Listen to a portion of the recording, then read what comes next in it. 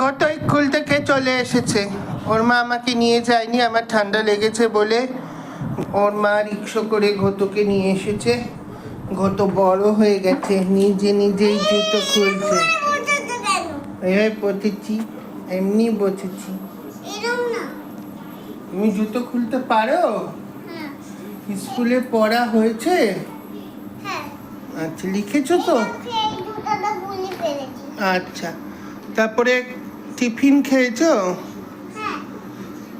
ঠিক আছে। আচ্ছা, খেয়ে নিয়েছো তো?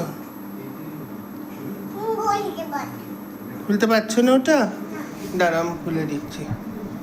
ওই যে মা এসেছে, মা খুলে দিচ্ছে। নাও, খুলে ফেলো। হুম হুম, তুমি তো জানো কোথায় রাখতে হয়।